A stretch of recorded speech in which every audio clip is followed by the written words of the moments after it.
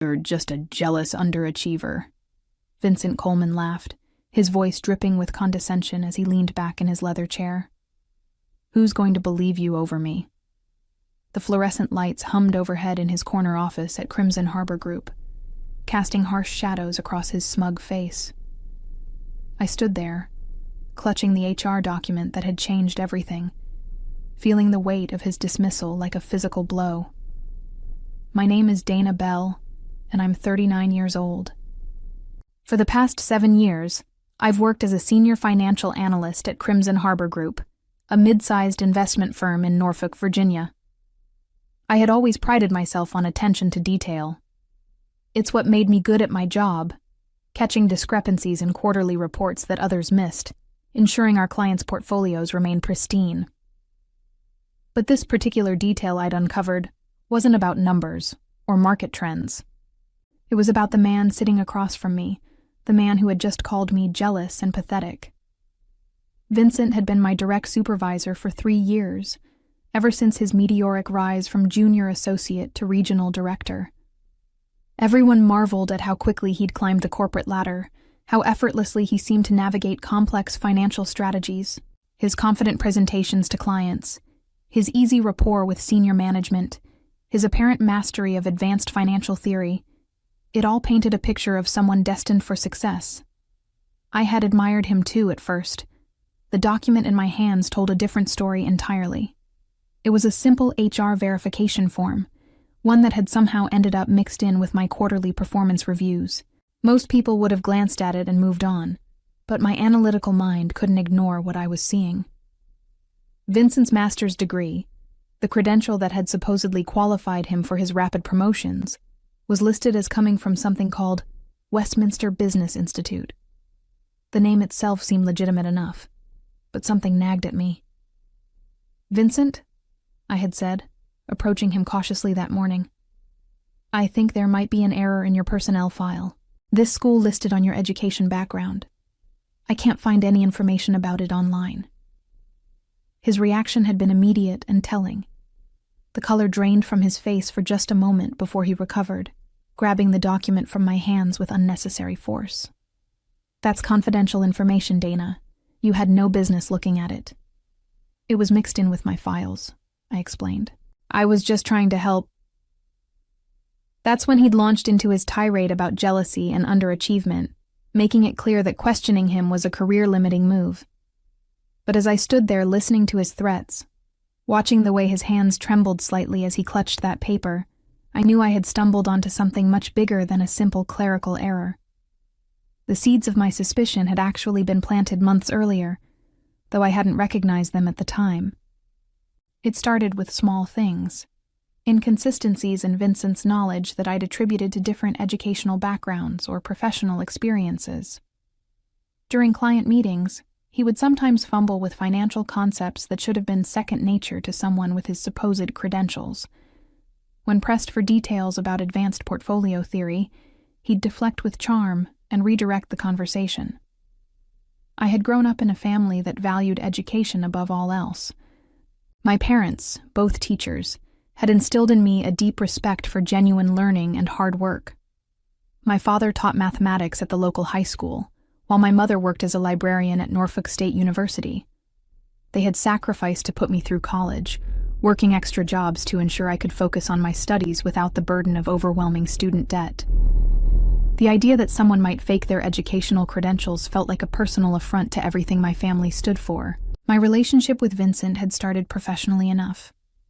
When he first arrived at Crimson Harbor Group, I was assigned to help him transition into his role. He was charming, confident, and seemingly knowledgeable about the industry. We worked well together on several projects, and I found myself genuinely enjoying our professional collaboration. He had a way of making even the most tedious financial analyses seem engaging, always ready with a joke or an encouraging word when deadlines loomed. But as time went on, I began to notice the cracks in his facade. During team meetings, he would often defer to my expertise on matters where he should have taken the lead. When clients asked detailed questions about investment strategies, he would subtly redirect them to me or other team members. At first, I thought he was being collaborative, sharing the spotlight. Now I wondered if he simply didn't know the answers.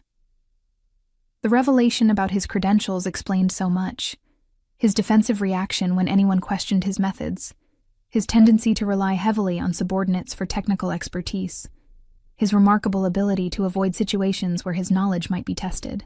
I thought about all the times I had covered for him without realizing it, all the presentations where I had provided the substance while he delivered the style.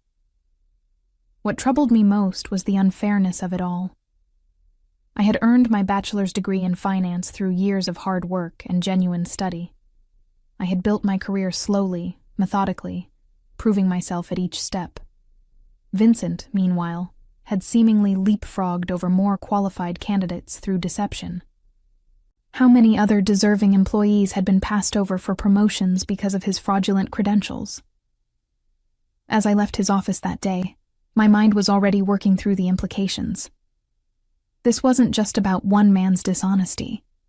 It was about the integrity of our entire organization. If Vincent could fool HR and senior management with fake credentials, what did that say about our hiring processes? What did it say about the due diligence we claimed to perform for our clients? I had always been someone who followed the rules, who believed that hard work and honesty would eventually be rewarded. But Vincent's success, despite his deception, was forcing me to confront an uncomfortable truth about the corporate world. The next morning arrived with an email that shouldn't have surprised me, but still sent a chill down my spine.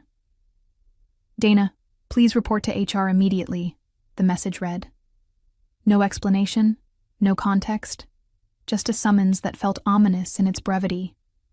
I had barely slept the night before, my mind racing through everything I knew about Vincent's background, everything I suspected about his fraudulent credentials. Helen Rodriguez, our HR director, was waiting for me with a folder already prepared. Her usually warm demeanor seemed strained, and she avoided making direct eye contact as I sat down across from her desk. "Dana, I'm afraid we need to discuss some changes to your position here at Crimson Harbor Group." The word changes hung in the air like a sword waiting to fall. I had been with the company for 7 years, had consistently received excellent performance reviews, had never had so much as a disciplinary conversation. Yet somehow I found myself sitting in a termination meeting less than 24 hours after confronting Vincent about his fake degree. "Due to organizational restructuring," Helen continued, reading from what was obviously a prepared script, "we're eliminating several positions in the financial analysis department. Unfortunately, your role is one of those being discontinued." I listened to her carefully neutral words, noting how she avoided specifics about this supposed restructuring, no mention of which other positions were being eliminated, no timeline for when these changes had been decided, no explanation for why someone with my tenure and performance record would be the first to go. It was a masterclass in corporate speak, designed to provide legal cover, while revealing nothing of substance. "What about severance?" I asked, keeping my voice steady, despite the anger building inside me. "You'll receive 2 weeks of pay, and of course, we'll provide a positive reference for your job search," Helen replied, sliding a termination letter across the desk. The paper felt flimsy in my hands, inadequate for something that was supposed to represent the end of 7 years of my professional life. As I read through the document, I noticed something interesting.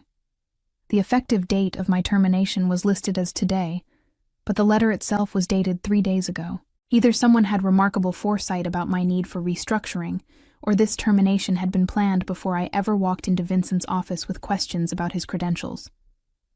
I signed the paperwork without argument, gathered my personal belongings from my desk, and walked out of Crimson Harbor Group for what I assumed would be the last time. My colleagues watched me go with confused expressions. After all, there had been no announcement about restructuring, no company-wide communication about eliminating positions. From their perspective, one of their most reliable team members was simply vanishing without explanation. But as I drove home that afternoon, I wasn't thinking about my sudden unemployment or the challenge of finding a new job at 39.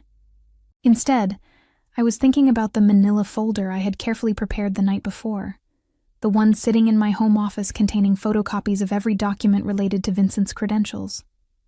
I was thinking about justice, about integrity, and about the fact that sometimes the only way to fight corruption is to stop playing by the corrupt person's rules.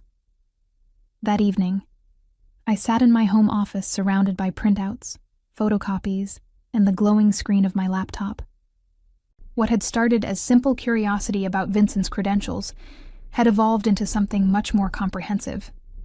I had spent the previous night, after our confrontation, diving deep into research that painted an increasingly damning picture of deception. The Westminster Business Institute, the school listed on Vincent's master's degree, simply did not exist. Not as a defunct institution, not as a recently closed school, not even as a questionable diploma mill. I had searched through databases of accredited institutions, checked with state education departments, and even looked into international schools with similar names. There was absolutely no record of any legitimate educational institution called Westminster Business Institute ever operating anywhere. But the deeper I dug, the more sophisticated Vincent's deception appeared. The documents in his personnel file weren't just simple forgeries. They were elaborate constructions that had clearly required significant planning and resources. The letterhead looked professional, the signatures appeared authentic, and the formatting matched what you might expect from a legitimate institution. Someone had put considerable effort into creating these false credentials. Using my access to professional databases, I had traced Vincent's employment history more carefully than any HR department apparently had. His previous position had been with a small financial planning firm in Richmond that had closed down 2 years ago.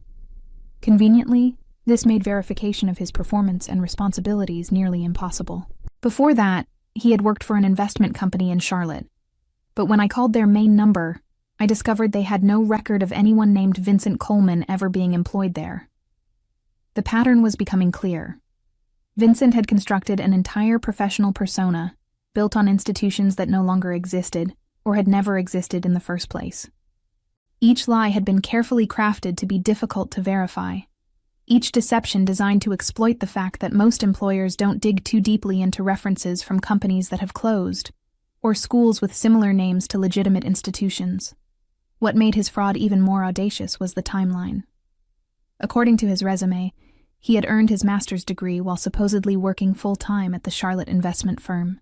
The degree was dated just 6 months before he applied for his position at Crimson Harbor Group. Even if Westminster Business Institute had been real, the timeline would have been suspicious. Completing a graduate degree in finance while maintaining a demanding full-time job would have been nearly impossible. I printed out everything I had found, screenshots of my searches showing no results for Westminster Business Institute, documentation of the closed companies he claimed to have worked for, analysis of the timeline inconsistencies in his resume. I also included copies of internal company documents that showed how heavily the firm had relied on his supposed expertise when making hiring decisions and promoting him over other candidates. The most damning evidence came from cross-referencing Vincent's claimed graduation date with publicly available information about graduation ceremonies. I had found photos and news coverage of several legitimate business schools' graduation ceremonies from that same year. None of them showed any sign of a Westminster Business Institute ceremony, and none of the guest speakers or award recipients mentioned in his fake transcripts appeared at any real events. As I organized the evidence, I realized I had uncovered something that went beyond simple resume padding. Vincent hadn't just exaggerated his qualifications, he had created an entirely fictional educational background and used it to secure a position of significant responsibility at a financial services firm. Our clients trusted us with their life savings, their retirement funds, their children's college funds. They deserved to know that the people managing their money had earned their positions through legitimate qualifications. The question now was what to do with this information. Vincent had made it clear that challenging him would be career suicide, and his swift retaliation for my initial inquiry had proven that point. But sitting in my home office, surrounded by evidence of his elaborate deception, I knew I couldn't simply walk away and let his fraud continue unchallenged. The next morning brought a phone call that changed everything. Brenda Walsh, our company's board secretary, reached out to me directly, something that had never happened in my 7 years at Crimson Harbor Group. Her voice was carefully measured, but I could detect an undercurrent of urgency that immediately caught my attention. "Dana, I hope you don't mind me calling you at home," she began. "I heard about your departure from the company, and I wanted to reach out personally. Could we perhaps meet for coffee this afternoon? There are some things I'd like to discuss with you." The invitation was unusual enough that I accepted immediately. Brenda suggested a small cafe downtown, away from the financial district where we might encounter other Crimson Harbor employees. When I arrived, I found her already seated in a corner booth, her expression more serious than I had ever seen it during board meetings. "Dana, I need to be direct with you," she said, after we had ordered. "Your termination yesterday raised some red flags with several board members. The timing, the stated reason, the lack of advance notice, none of it aligned with what we understood about the company's staffing plans." I chose my words carefully. "I was told it was due to restructuring in the financial analysis department." Brenda's laugh was humorless. "There is no restructuring planned for the financial analysis department. In fact, the board just approved a budget increase for that division last month.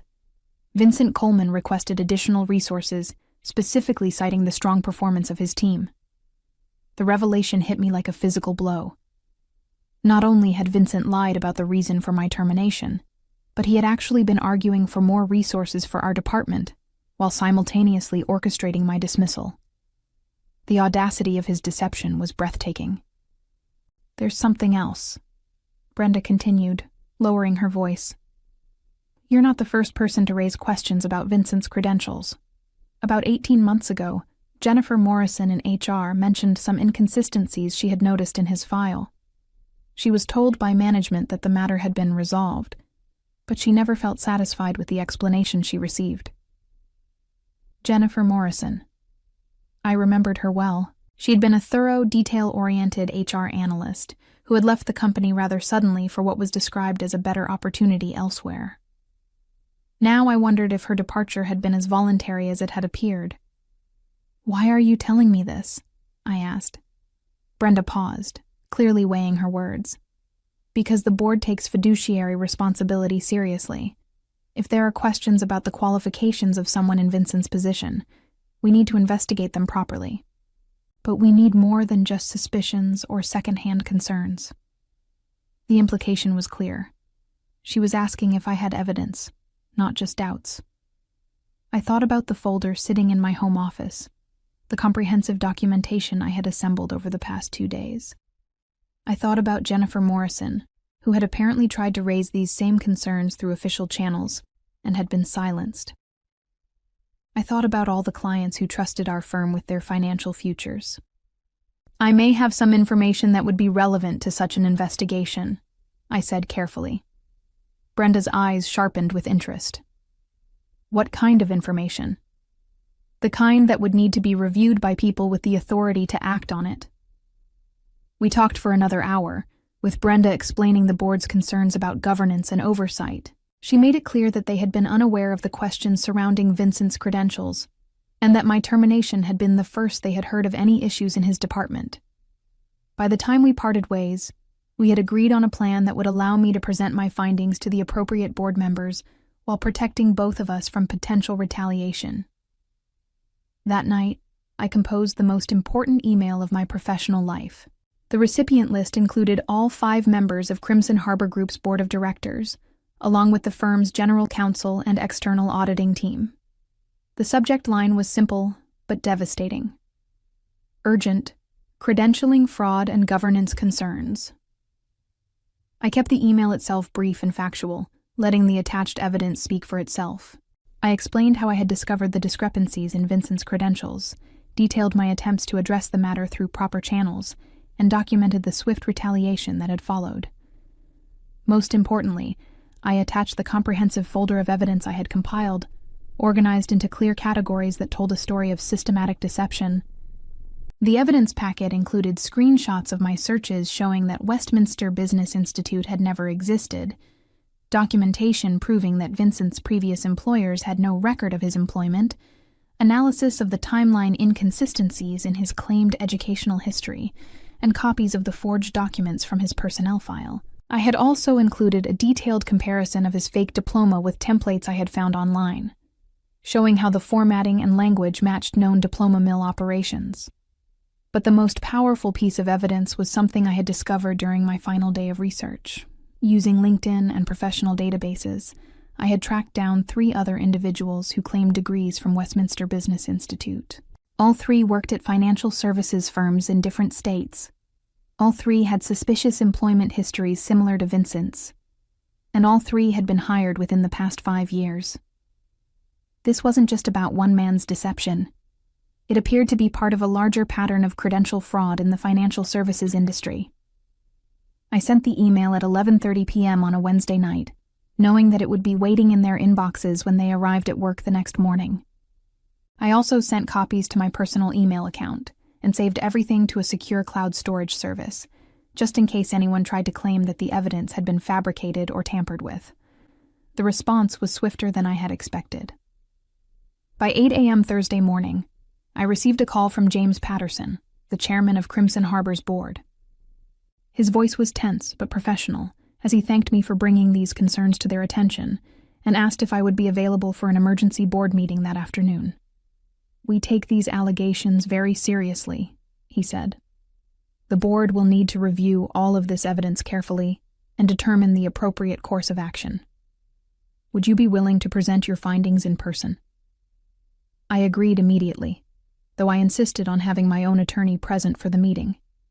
The stakes were too high, and Vincent's swift retaliation for my initial inquiry had taught me the importance of protecting myself legally. As I prepared for the board meeting, I reflected on how quickly everything had escalated. Just 3 days ago, I had been a satisfied employee with a stable career and a decent relationship with my supervisor. Now I was preparing to present evidence of fraud to the board of directors, evidence that could potentially destroy Vincent's career and expose serious problems with the company's hiring and oversight processes. But I felt no regret about the path I had chosen. Vincent's deception wasn't a victimless crime. It had real implications for our clients, our colleagues, and the integrity of the financial services industry. His fake credentials had given him authority over millions of dollars in client assets and influence over investment decisions that affected real people's financial futures. The board meeting was scheduled for 4 p.m. that Thursday afternoon, less than 48 hours after Vincent had fired me for asking uncomfortable questions about his background. The emergency board meeting convened in Crimson Harbor Group's main conference room at exactly 4 p.m. that Thursday afternoon. I sat at the polished mahogany table with my attorney, facing 5 board members whose expressions ranged from concerned to incredulous. Vincent was not present. He had been asked to take a temporary leave of absence that morning while the board conducted their investigation. James Patterson, the board chairman, called the meeting to order with unusual formality. "We're here to review serious allegations regarding credential fraud and to determine the appropriate response. Dana, would you please walk us through your findings?" I began with the discovery of the misplaced HR document, explaining how my natural attention to detail had led me to question the legitimacy of Westminster Business Institute. Using a large monitor, I displayed my research results, showing screenshot after screenshot of searches that yielded no evidence of the school's existence. Board member Patricia Hendricks, a former federal prosecutor, leaned forward as I presented the timeline analysis.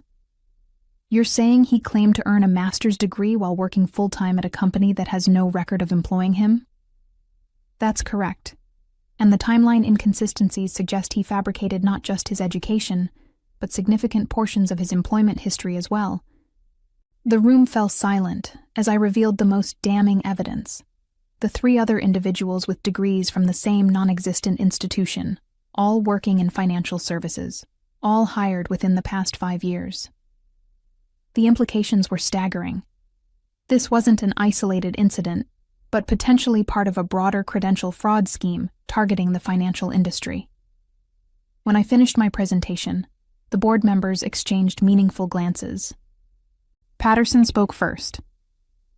"This is far more extensive than we initially understood. If these findings are accurate, we're looking at a complete fabrication of professional qualifications." The general counsel, who had been taking detailed notes throughout my presentation, cleared his throat. "We'll need to conduct a formal investigation, but based on this evidence, immediate action is warranted," We also need to consider our regulatory obligations. This kind of fraud could have serious implications with FINRA and other oversight bodies. The board's investigation moved with startling efficiency. Within a week, they had confirmed every aspect of my findings and uncovered additional evidence of Vincent's deception. The Human Resources Department conducted a comprehensive audit of his file, revealing that several reference letters had been forged and that background check procedures had been inadequately followed during his hiring process. More importantly, the board discovered that Vincent's fraudulent credentials had directly influenced several major client investment decisions. His supposed expertise in advanced portfolio theory had been cited in presentations to institutional clients, and his fake master's degree had been highlighted in marketing materials designed to attract high-net-worth individuals. The fallout was swift and comprehensive. Vincent was terminated for cause, with no severance package and no positive references.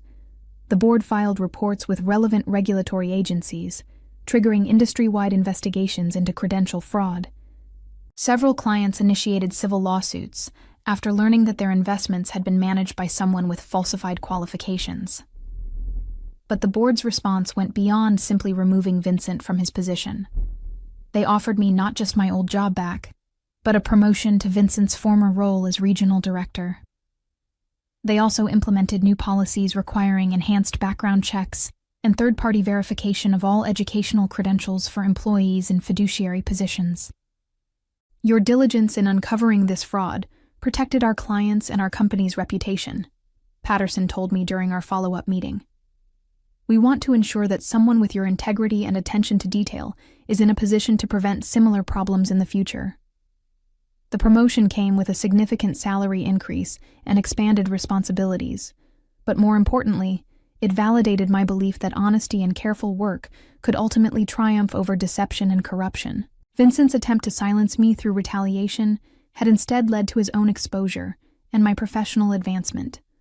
I had transformed from victim to victor, and the company had emerged stronger and more ethical in the process. Looking back on my revenge journey, I realized that seeking justice had required patience, preparation, and an unwavering commitment to truth, qualities that would serve me well in my new leadership role and in all the challenges that lay ahead.